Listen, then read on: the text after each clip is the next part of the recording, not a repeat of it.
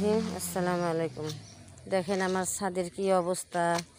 এই যে এখান দিয়ে গাছগাছালি হয়ে গেছে। তো এই যে দেখেন এই যে গাছ দিয়ে মানুষের গাছ, এগুলা জলপাই গাছ, এই যে দেখেন মানুষের গাছ দিয়ে আমার ছাদের কি অবস্থা।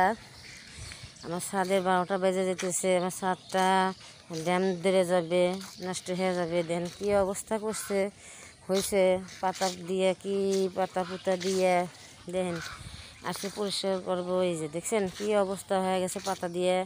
গাছগুলো কাটতে বলি, গাছগুলো কাটেও না, কিছুই করে না। তো আমি বলে আসলাম যে একটু গাছগুলো কেটে দেন। তো গাছগুলো না কেটে দিলে আমার ছাদের কি অবস্থা হয়ে যাচ্ছে। দেখেন যে দেখেন ছোটো ছোটো উঠে যেতেছে, এই যে দেখেন কী অবস্থা হইতেছে, দেখছেন দেখেন কী অবস্থা। 2 দিন পর পর ঝাড়ু দিই, তারপরে এই অবস্থা হয়ে গেছে। আমার ছাদটা ড্যাম ধরে যাবে। এত টাকার জিনিস যদি নষ্ট হয়ে যায়, তো মানুষের জিনিস মানুষের নষ্ট করে কেমন করে দেখেন, দেখছেন। বলতেছি যে আপনারা একটু গাছগুলোই কেটে দেন, এই গাছগুলো একটু কেটে দেন, একটু ছেটে দেন, তাও দেয় না। দেখছেন কত গাছগাছালি আমার ছাদের উপর দিয়ে। তো আমার ছাদটা নষ্ট হয়ে যেতেছে। আল্লাহ তাআলার কাছে কই যে আল্লাহ, আমরা হলো গরিব মানুষ, আল্লাহ তুমি এগুলো একটু করতে দিছাও, একটু ছাদের নিচে থাকতে দিছাও, যাতে আরামে থাকতে পারি। দেখেন দেখছেন এই যে দেখেন এই যে কেমন হয়ে গেছে ছাদটা আমার, দেখছেন সারা ছাদ পাতা দিয়ে কি অবস্থা হয়ে গেছে। এতে ঝাড় দিতে বলি ঝাড়ু দেয় না, আবার ফের পরিষ্কার করতে বলি, গাছ টাছ কাটতে বলি তাও কাটে না। এই যে ওদের বাড়িটা, দেখছেন এটা ওদের বাড়ি। আর যদি ওদের জায়গায় যদি আমাদের গাছ যদি থাকতো ছাদের পুরে, তাহলে কি ওরা কি মানে নিত? কোন সময় বলতো তাড়াতাড়ি গাছ কাটো, তাড়াতাড়ি গাছ কাটো। আর এই দেখেন এই যে এই গাছটার কারণে, এই গাছটার কারণে দেখেন আমার ছাদটা এনে কত ভেঙে গেছে, দেখছেন। বলে আসলাম, তারপরেও ওরা গাছ কাটে না, কিছু করে না। এই সামান্য খানিকটা আমরা খোয়া করছিলাম, তাই ওই বাড়িওয়ালা বলে যে আমাদের পাইপ ভেঙে যাবে, পাইপের পর ইটানি খোয়াগুলো রাখা হয়েছিল, তাই আমাদের তাড়াতাড়ি করে সরাই নিতে কইছে। তাহলে দেখেন আমার ছাদটা যদি এইভাবে ওরা নষ্ট করে, সেটা কি আমরা কি বলতে পারি না যে আমার ছাদটা নষ্ট হয়ে গেল। দেখেন কী অবস্থা হইতেছে।